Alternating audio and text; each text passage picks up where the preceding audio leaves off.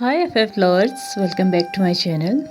Video को start करने से पहले अगर आप में से किसी ने भी मेरे चैनल को अभी तक सब्सक्राइब नहीं किया है तो प्लीज़ चैनल को सब्सक्राइब और वीडियो को लाइक ज़रूर कीजिएगा और कमेंट करके ज़रूर बताइएगा कि आपको ये वीडियो कैसा लगा। तो चलिए आज के पार्ट को स्टार्ट करते हैं।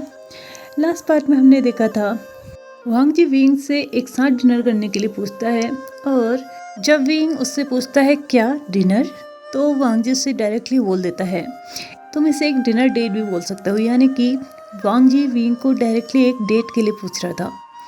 अब विंग जो कि अभी थोड़ा सा रिलैक्स होके अपनी चेयर पे बैठा हुआ था और उसने टेबल से अपने पानी का ग्लास उठाकर अपने मुंह में एक सिप पानी यानी कि एक घूंट पानी भरा ही था कि तभी उसने वांग जी का ये अजीबोगरीब सा आंसर सुन लिया, मतलब डेट के लिए।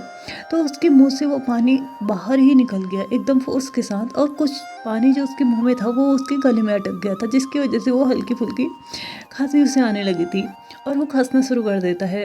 वांग जी देखता है कि विंग के गले में पानी अटक गया है तो वो जल्दी से उसके पास जाता है और उसके पीठ को सहलाने लगता है। विंग जिसकी खांसी अभी थोड़ा बहुत कंट्रोल हो चुकी थी, अब वो अपने माइंड में सोचने लगता है क्या ये लान वांग जी वही लान वांग जी है जो कि 10 साल पहले मेरे साथ रहा करता था।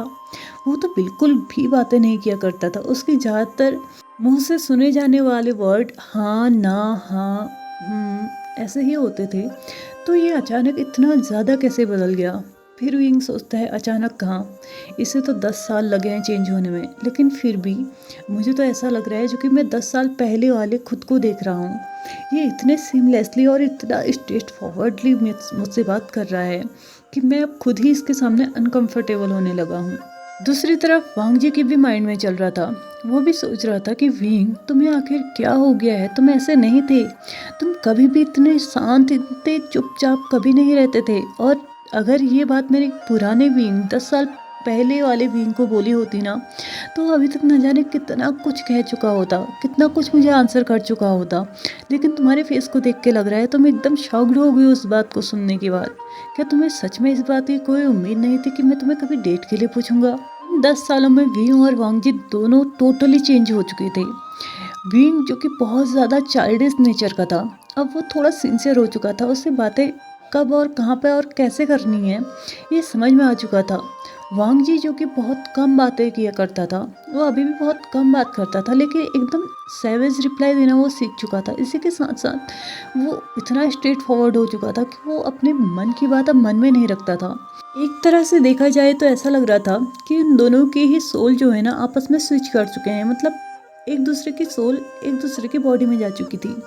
अब वांग जी अपने साइलेंस को ब्रेक करता है जो कि अभी तक उन दोनों के बीच में पड़ी हुई थी 2 मिनट से। वो बोलता है क्या अब तुम ठीक हो विंग। विंग बोलता है हाँ मैं ठीक हूँ। विंग धीरे से वांग जी की तरफ को देखता है और वांग जी से बोलता है तुम बहुत ज़्यादा बदल गए लैनजान। वांग जी बोलता है क्या तुम्हें मेरे इस बदले हुए नेचर से कोई प्रॉब्लम है विंग। मैंने पूरे 10 साल लगाए हैं खुद को भी चेंज करने में और तुम बोलते हो कि मैं चेंज हो गया। हाँ मैं चेंज हुआ हूँ, मैं तुम्हारे लिए चेंज हुआ हूँ विंग। अब विंग वांग जी के मुंह से ये 10 साल 10 साल 10 साल सुन सुन के इरिटेट होने लगा था, उसे फ्रस्ट्रेशन महसूस होने लगी थी। इसी के साथ वो वांग जी से बोलता है हाँ हम एक दूसरे से 10 सालों के बाद मिल रहे हैं लान वांग जी। हम अपने बचपन में मिले थे और उसके बाद हम आज मिल रहे हैं जब हम एडल्ट हो चुके हैं, और तुम आते ही डायरेक्टली पता नहीं कैसी कैसी बातें कर रहे हो। क्या तुम्हें नहीं लगता कि हमें स्टार्टिंग टर्म्स में कुछ और बातें करनी चाहिए थी। हमें एक दूसरे के उस जर्नी के बारे में जानना चाहिए था जो हम लोगों ने एक दूसरे के बिना गुजारी थी। तुम आके डायरेक्टली मुझे प्रपोज करने में लगे हो, मुझे डेट के लिए पूछ रहे हो। कभी तुम कुछ बोल रहे हो, तुम कुछ बोल रहे हो, मुझे समझ नहीं आ रहा है तुम आखिर कर क्या रही हो। क्या तुम्हें नहीं लगता कि हमें एक दूसरे की उस चीज़ों के बारे में जानना चाहिए जो कि हम लोगों ने एक दूसरे के बिना फेस की हैं। हमने कितनी प्रॉब्लम्स फेस किए होंगे, कितने हैप्पी मोमेंट्स फेस किए होंगे, लेकिन नहीं, तुम्हें पता नहीं क्या हुआ है लेंजन। क्यों तुम उस पुराने वाले लेंजन की तरह बिहेव नहीं कर सकते। क्या तुम पुराने वाले लानवांग जी नहीं बन सकते हो। क्या तुम वैसे ही कोल्ड फेस के साथ मेरे सामने नहीं आ सकते थे जैसे तुम पहले थे।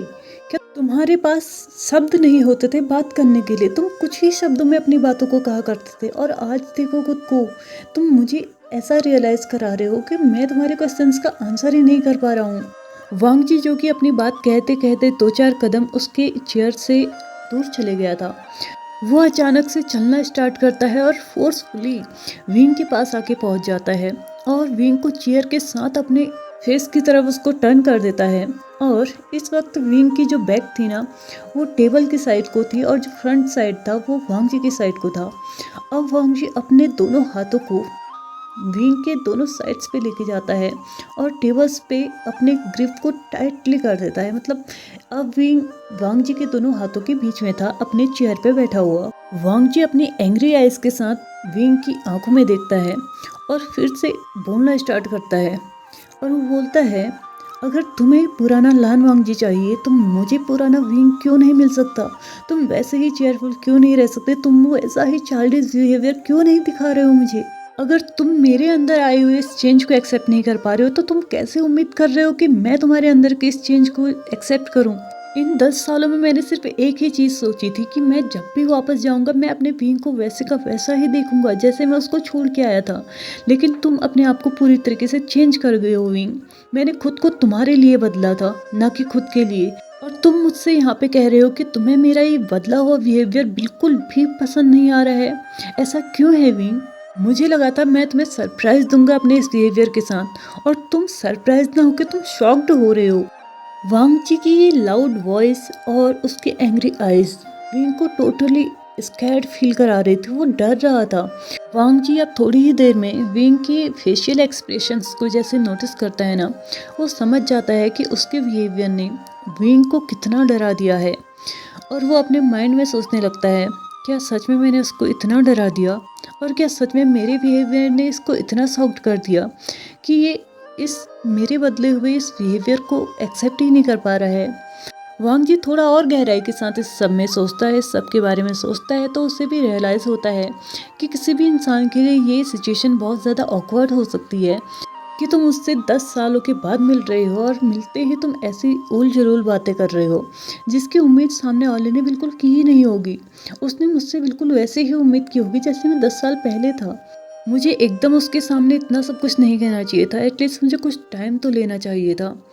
वांग जी अपनी मिस्टेक्स को थोड़ा बहुत समझ रहा था और वो टेबल से अपने ग्रिप को लूज करता है और अपने हाथ को अब विंग के शोल्डर्स पे लेके आता है और उससे सॉफ्टली बोलता है, आई एम सॉरी। मैं बस एक्साइटेड था तुमसे मिलने की खुशी में और मैं चाहता था कि मैं आज के आज तुमसे सारी की सारी अपनी जितनी मेरी फीलिंग्स है ना, मैं सबको अभी के अभी तुम्हें बता दूं। और ये सब कुछ उसी जल्दबाजी में हो गया। प्लीज़ इतना पैनिक मत होना इस बातों को सुन के। और अगर तुम कंफर्टेबल नहीं फील कर रहे हो तो तुम अपना टाइम ले सकते हो, पूरा टाइम लो। और तुम्हें जब भी मेरे साथ कंफर्टेबल फील हो तुम तब मेरे साथ टाइम स्पेंड करना। तुम जब चाहो मेरी लाइफ में आ सकते हो विंग। मैं हमेशा तुम्हारे लिए वेट करूँगा। मैंने आज तक किया है, इन 10 सालों में मैंने तुम्हारा वेट किया है, तो मैं आगे भी कर सकता हूँ। अब विंग फिर से सुनता है उसके मुंह से 10 साल, तो विंग फिर से बोलता है, प्लीज़ लैन वांग जी, 10 साल 10 साल 10 साल इसको बंद कर दो अब। और प्लीज़ ऐसे बिहेव करो कि तुम अपने फ्रेंड से 10 साल के बाद मिल रहे हो, यानी कि तुम्हें वो एक्साइटमेंट होनी चाहिए, वो खुशी होनी चाहिए। तुम मुझसे मेरे पास्ट के बारे में पूछो, अपने पास्ट के बारे में बताओ, अपने स्कूल लाइफ, कॉलेज लाइफ और उसकी एक्स्ट्रा चीज़ जो आपने की हैं उसके बारे में बताओ।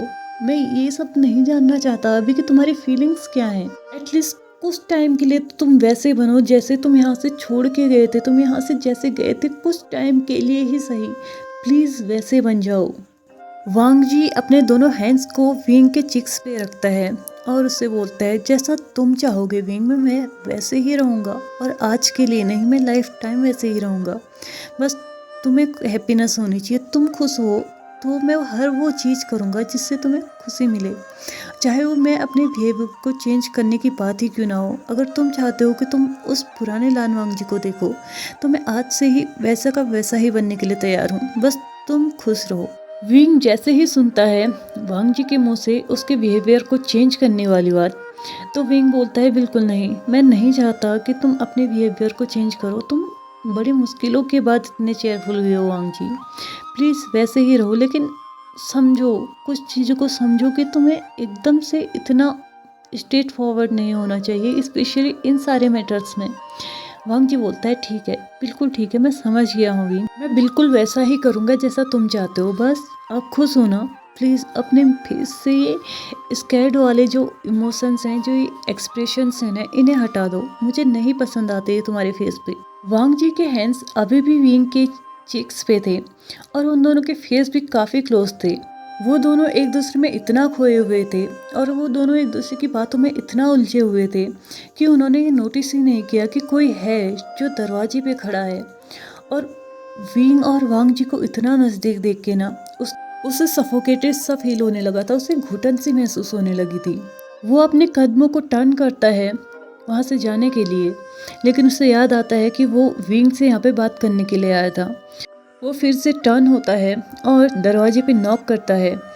तो अंदर जो वो दो इंसान एक दूसरे में इतना खोए हुए थे, एक दूसरे की बातों में इतना खोए हुए थे, वो दोनों ही दरवाजे की साइड को देखते हैं और उन दोनों की ही नज़र उस इंसान पे पड़ती है जो कि दरवाजे के उस पार खड़ा था।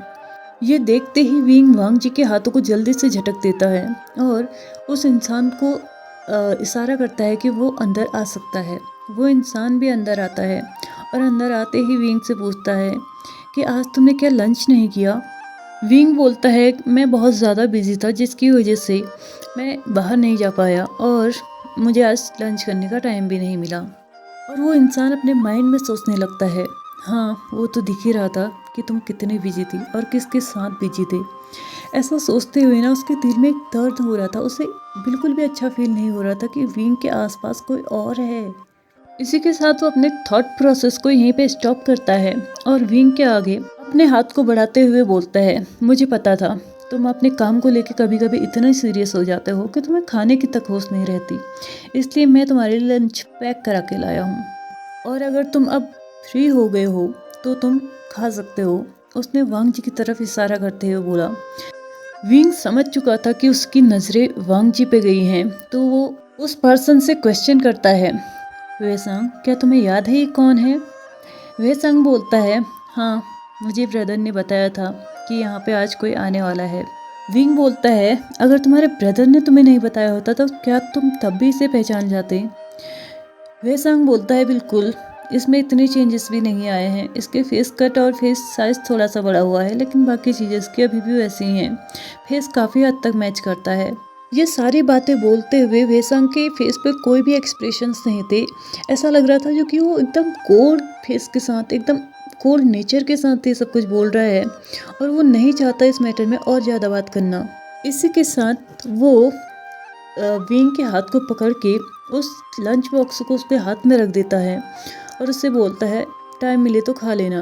वो जैसे ही टर्न होने लगता है विंग उसके हाथ को पकड़ता है और बोलता है, क्या तुम नहीं खाओगे। वेसांग बोलता है, मैं पहले ही खा के आ चुका हूँ। विंग बोलता है, मुझे पता है, तुमने आज तक जब भी मेरे लिए लंच पैक किया है तुम कभी भी बाहर खा के नहीं आए हो, तुम हमेशा मेरे साथ ही खाते हो, तो तुम आज बाहर कैसे खा के आ गए। वेसांग बोलता है, मैं उसी साइड गया था जिस साइड को तुम्हारे बेटे का स्कूल है और वो टाइम भी उसकी छुट्टी का था, तो मैंने उसको पिक किया और उसी के साथ बाहर लंच कर लिया और उसको घर छोड़ने के बाद मैं यहाँ पे तुम्हारे पास आ गया तुम्हारा लंच लेके। इसलिए ज़्यादा इस बात पे डाउट मत किया करो कि मैंने खाना खाया है या नहीं, मैं पहले ही खाना खा चुका हूँ युआन के साथ। वांग जी जो अभी तक उन दोनों के हाथ को घूरे जा रहा था, जो कि विंग ने अभी वेसांग के हाथ को पकड़ा था, अभी तक वो उस हाथ को घूरे जा रहा था, लेकिन अब जैसे ही वो सुनता है विंग के बेटे वाली बात, तो उसकी आंखें एकदम बड़ी हो चुकी थी शॉक्ड की वजह से, लेकिन वो अभी कुछ कह नहीं पाता। दूसरी तरफ विंग है जिसने अभी तक वेसांग का हाथ पकड़ा हुआ था और वो उसको फोर्सफुली अपने सामने वाली चेयर पे बैठाता और बोलता है, हम तीनों एक साथ लंच कर सकते हैं। वेसांग बोलता है, मैंने इसमें सिर्फ एक ही इंसान के लिए लंच पैक करवाया है, मुझे नहीं पता था कि तुम्हारे केबिन के अंदर कोई और भी होगा, इसलिए मुझे नहीं लगता कि इस लंच को हम तीनों लोग एक साथ शेयर कर सकते हैं। विंग बोलता है, कोई बात नहीं, हम लोग थोड़ा थोड़ा तो शेयर कर सकते हैं, वैसे भी काम ओवर होने वाला है, मैं घर जाके खाना खा लूँगा, तो अभी हम थोड़ा थोड़ा इसको शेयर कर सकते हैं। वेसांग को वहाँ पर रुकना बिल्कुल भी अच्छा नहीं लग रहा था, उसे बिल्कुल भी पसंद नहीं आ रहा था कि वो विंग और वांग जी को एक साथ देखे, इसलिए वो बहाना बनाता है कि नहीं, वैसे भी अभी थोड़ी देर में मेरी एक मीटिंग है तो मुझे वहाँ पे भी जल्दी पहुँचना है, तुम दोनों इसे शेयर कर लेना, लेकिन हाँ तुम अपनी डाइट पूरी लेना। विंग क्यूट पाउटी लिप्स के साथ उसे बोलता है, ओके थैंक यू। अब वेसांग बिना वांग जी को देखे हुए वहाँ से चुपचाप चले जाता है केबिन से बाहर, कुछ दूर चलने के बाद ही वो रुक जाता है और एक दीवार के सहारे वहीं पे खड़ा हो जाता है और अपने सर को भी वो दीवार के सहारे ही एकदम रेस्ट करने के लिए छोड़ देता है, जैसे कि वो नहीं चाहता हो कि वो अब अपनी एनर्जी के साथ वहाँ पे खड़ा रहे, या फिर वो विंग और वांग जी को एक साथ देखने के बाद अपने आप में एनर्जी फील ही नहीं कर पा रहा था। दूसरी तरफ वांग जी जो कि बहुत ज़्यादा शॉक्ड हो चुका था ये सुन के कि विंग के पास उसका खुद का बच्चा भी है, तो वो विंग की तरफ मुड़ता है और विंग से पूछता है, विंग क्या तुम्हारा खुद का बेटा भी है? विंग बोलता है हाँ, और वो अभी 6 साल का है। वांग जी की आंखें अब और भी ज़्यादा बड़ी हो गई थी। वो बहुत ज़्यादा शॉक्ड था क्योंकि विंग के बारे में उसने पता तो करवाया था जब वो आउट ऑफ कंट्री था, लेकिन उसे नहीं पता था कि विंग का कोई बच्चा भी हो सकता है। इसी के साथ वांग जी अपने दिमाग में सोचने लगता है, अगर बच्चा है तो विंग मैरिड भी ज़रूर होगा। और ये सोचते सोचते ना वांग जी अपने हैंड के उस ग्रिप को लूज करने लगता है जो कि अभी तक विंग के हाथों में थी, और अब वो धीरे धीरे से बैक स्टेप्स लेने लगा था। तो चलिए फ्रेंड्स, आज के इस पार्ट को भी हम यहीं पे कंप्लीट करते हैं।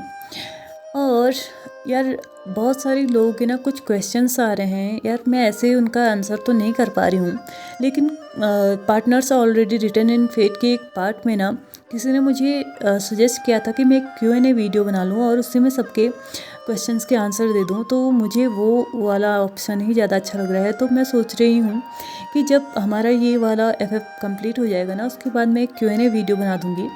तो आप लोगों के जितने भी और जैसे भी क्वेश्चंस होंगे ना, उन्हें आप लोग कमेंट बॉक्स में पूछ सकते हैं, और जब भी मैं Q&A वीडियो बनाऊंगी तो मैं आप लोगों के उस क्वेश्चन का आंसर दे दूंगी, क्योंकि यहाँ पर एक एक करके हर किसी के क्वेश्चंस का आंसर देने का मतलब है कि वीडियो बहुत ज़्यादा मतलब जिस ट्रैक पे उसने चलना चाहिए था ना वो वहाँ पे नहीं जाएगा, और हमारे क्वेश्चन आंसर का सेशन बहुत ज़्यादा बड़ा हो जाएगा।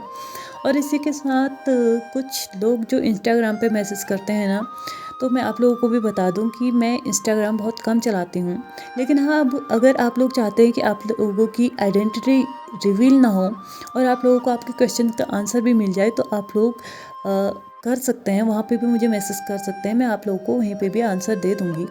लेकिन मोस्टली मैं चाहती हूँ कि आप लोग कमेंट बॉक्स में ही मुझसे क्वेश्चंस करें, क्योंकि मैं पहले ही बता दिया है कि मैं इंस्टाग्राम बहुत कम यूज़ करती हूँ। इंस्टाग्राम आईडी मैं आप लोगों को पहले ही दे चुकी हूँ, और अगर किसी ने वो नोट नहीं की है या नहीं पता उन्हें, तो मैं दोबारा से डिस्क्रिप्शन बॉक्स में वो दे दूँगी, आप लोग जाके वहाँ पे अपना क्वेश्चन मैसेज कर सकते हैं।